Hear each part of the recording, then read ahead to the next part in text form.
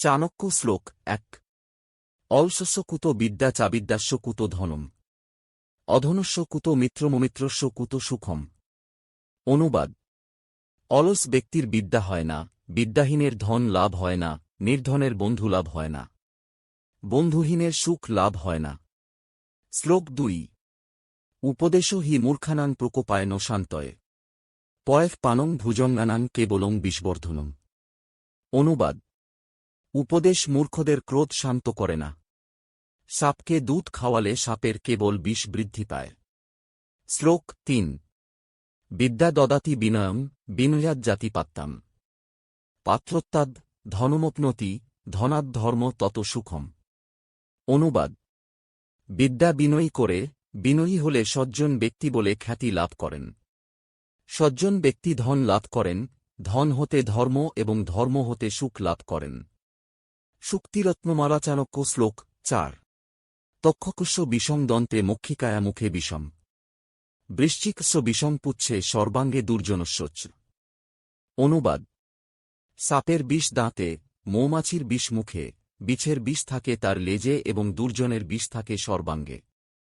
শ্লোক ৫ পুস্তকথা তু যা বিদ্যা পরহস্তগতং ধনম কার্যাকালে সমুৎপন্নে ন সা বিদ্যা ন তদ্ধনম।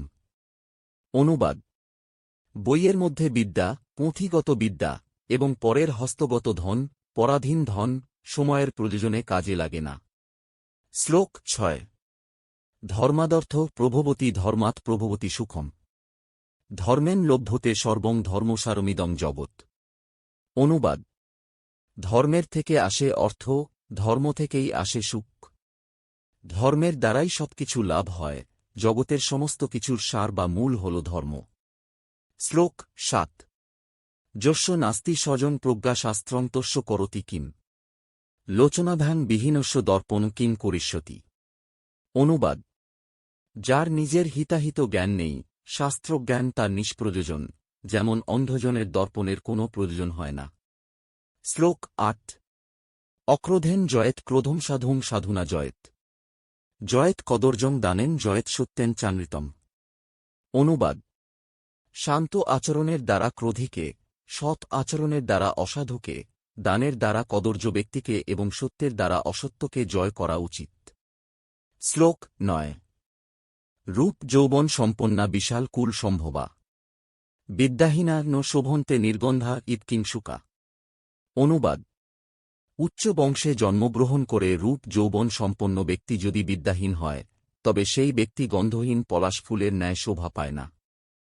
শ্লোক ১০ ধনানি জীবিতস্নৈব পরার্থে প্রাজ্ঞ উৎসৃজেত সন্নিমিত্তে বরং ত্যাগ বিনাশে নিয়তে সতী। অনুবাদ জ্ঞানী ব্যক্তির ধনসম্পদ ও জীবন অপরের জন্য উৎসর্গ করেন। এই দুটির বিনাশ যখন নিশ্চিত তখন সৎ কাজেই ত্যাগ করা উচিত। শ্লোক ১১ উদ্যমেন হি সিদ্ধন্তি কার্যানি ন মনোর্থই নহি সুপ্তস্য সিংহস্য প্রবিশান্তি মুখে মৃগা। অনুবাদ চেষ্টার দ্বারাই কোনো কাজ সম্পন্ন হয়, ইচ্ছার দ্বারা হয় না, যেমনটি নিদ্রিত সিংহের মুখে কখনো হরিণ প্রবেশ করে না। শ্লোক ১২ কৃপণেন সোম দাতা ভুবি কোপিন বিদ্যতে অনশন্যে বিত্তানি য পরেভ্য প্ররচ্ছতি। অনুবাদ কৃপণের তুল্য দাতা পৃথিবীতে কেউ নেই, নিজের উপার্জিত ধনসম্পদ যে অপরকে দান করে যায়। শ্লোক ১৩ অতিদর্পে হতা লঙ্কা অতিমানে চ কৌরবাক অতিদানে বলিবর্ধ সর্বমত্যন্ত গর্হিতম। অনুবাদ অতি অহংকারের ফলে লঙ্কা বিনষ্টি হয়েছিল, অতি অহংকারে কৌরবদের বিনাশ হয়েছিল, অতিরিক্ত দানের ফলে বলিরাজ বদ্ধ হয়েছিল, অতএব অতিরিক্ত সবকিছুই নিন্দনীয়। শ্লোক ১৪ অর্থনাশং মনস্তাপং গৃহে দুশ্চরিতানি চ বঞ্চনং চাপমানঞ্চ মতিমান্নন প্রকাশেত। অনুবাদ বুদ্ধিমান ব্যক্তি দারিদ্র্য, মনের সন্তাপ, গৃহের কলঙ্ক, নিজের বঞ্চনা এবং অপমান সর্বদা অপ্রকাশ্য বলে মনে করেন। শ্লোক ১৫ উৎসবে ব্যাসানে চৈব দুর্ভিক্ষে রাষ্ট্রবিপ্লবে রাজদ্বারে শ্মশানে চ যস্তিষ্ঠতিস বান্ধব। অনুবাদ যে উৎসবে, বিপদে, দুর্ভিক্ষে, রাষ্ট্রবিপ্লবে, রাজদ্বারে এবং শ্মশানে উপস্থিত থাকে সেই প্রকৃত বন্ধু। শ্লোক ১৬ তাবদ ভয়স্য ভেতব্যাং যাবদ ভয়মনাগতম আপতং তু ভয়ং বীক্ষ প্রতিকূর্যাযথোচিতম। অনুবাদ: যতক্ষণ ভয় না আসে ততক্ষণই ভয়কে ভয় করা উচিত। শেষ পর্যন্ত ভয় এলেও তার প্রতিকার করা উচিত। শ্লোক 17। দুর্জন প্রিয়বাদী চু নৈতদ্য বিশ্বাসকারণম মধু তিষ্ঠতি জিহ্বাগ্রে হৃদরেতু হলাহলম। অনুবাদ: দুর্জন ব্যক্তি প্রিয়বাদী হলেও সেটাই বিশ্বাসের কারণ নয়, কারণ তার জিহ্বাগ্রে মধু থাকলেও হৃদয় তীব্র বিষে পরিপূর্ণ থাকে। শ্লোক 18। সমশত্রৌ চ মিত্রে চ তথা মানাপমাঞ্জ শীতল সুখ দুঃখেষু পণ্ডিত সমবস্থিত। অনুবাদ: পণ্ডিত ব্যক্তি শত্রু ও মিত্র যেমন মানপমানও তেমন সমানভাবে গ্রহণ করেন। শীত গ্রীষ্ম সুখ দুঃখে তিনি সদা নির্বিকার থাকেন। শ্লোক 19। বিদ্যতঞ্চ নৃপত্যঞ্চ নৈব তুল্যং কদাচন স্বদেশ পূজ্যতে রাজা বিদ্যান সর্বত্র পূজ্যতে। অনুবাদ: পণ্ডিত ব্যক্তি এবং রাজার সঙ্গে কখনও তুলনা হয় না, কারণ রাজা কেবল তাঁর নিজের দেশে সম্মানিত বা পূজিত হন, কিন্তু বিদ্বান ব্যক্তি সকল স্থানে সম্মানিত বা পূজিত হন। শ্লোক 20। জীবন্তং মৃতবন্মন্যে দেহিনং ধর্মবর্জিতম মৃত ধর্মেন সংযুক্ত দীর্ঘজীবী ন সংশয়।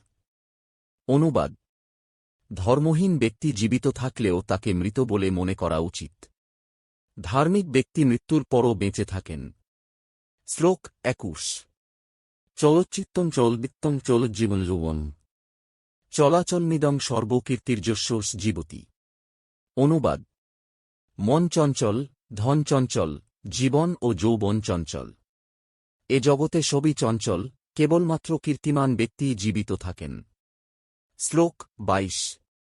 হস্তস্য ভূষণং দানং শতাং কণ্ঠস্য ভূষণম কর্ণস্য ভূষণং শাস্ত্রং ভূষণে কিং প্রয়োজনম।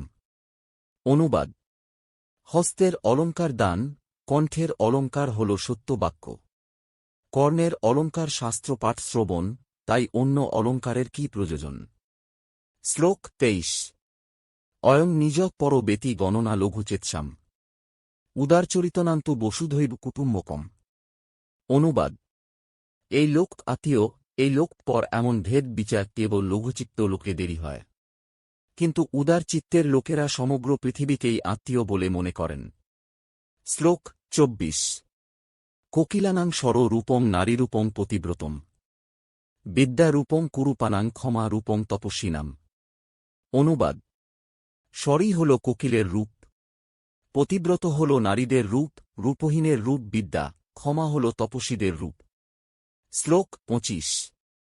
নাস্তি ভার্যাসমং মিত্রং নাস্তি পুত্রসম প্রিয় ন ভগিনীসমা মান্না নাস্তি মাতৃসম গুরু। অনুবাদ: পত্নীর সমান বন্ধু নেই, পুত্রের সমান প্রিয় নেই, ভগিনীর সমান সম্মানিয়া নেই এবং মাতার সমান গুরুদেব নেই। শ্লোক 26।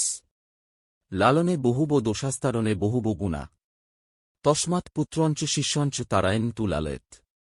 অনুবাদ: স্নেহে বহু দোষ এবং শাসনে অনেক গুণ দেখা যায়, তাই পুত্রকে এবং শিষ্যকে লালন স্নেহ করা উচিত নয়, শাসন করা উচিত। শ্লোক 27। লালয়েত পঞ্চবর্ষানি 10 বর্ষানি তাডায়েত প্রাপ্তে তু ষোড়শে বর্ষে পুত্রং মিত্রবদাচরেত। অনুবাদ: পুত্রকে প্রথম 5 বছর ভালোবাসা দিয়ে লালন পালন করা উচিত, পরের 10 বছর কড়া শাসনে বড় করা উচিত।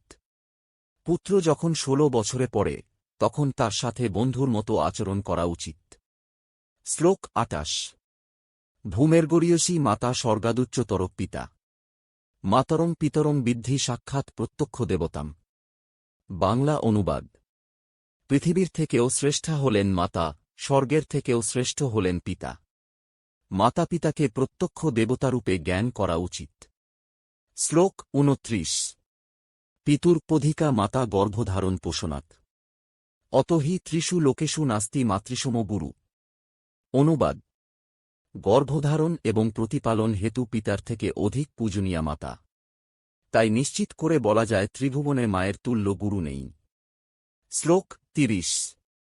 পিতা স্বর্গ পিতা ধর্ম পিতা হি পরমন্তপ পিতরি প্রীতিমাপন্নে প্রিয়ন্তে সর্বদেবতা। অনুবাদ: পিতা স্বর্গ, পিতা ধর্ম, পিতাই পরম তপস্যাস্বরূপ। পিতার প্রীতি হলে সকল দেবতা প্রীত হন। শ্লোক ৩১। শ্রদ্ধাবান লভতে জ্ঞানং তৎপরক সংযতেন্দ্রিয়। জ্ঞানং লব্ধা পরাং শান্তিং অচিরেনাধিগচ্ছতি। অনুবাদ: শ্রদ্ধাবান ব্যক্তি জ্ঞান লাভ করে। তৎপর ও জিতেন্দ্রীয় লোক দিব্য জ্ঞান লাভ করে শীঘ্রই পরম শান্তি লাভ করে। শ্লোক ৩২। ক্রোধাৎ ভবতি সম্মোহ সম্মোহাৎ স্মৃতিবিভ্রম। স্মৃতিভ্রংসাৎ বুদ্ধিনাশো বুদ্ধিনাশাৎ প্রণশ্যতি।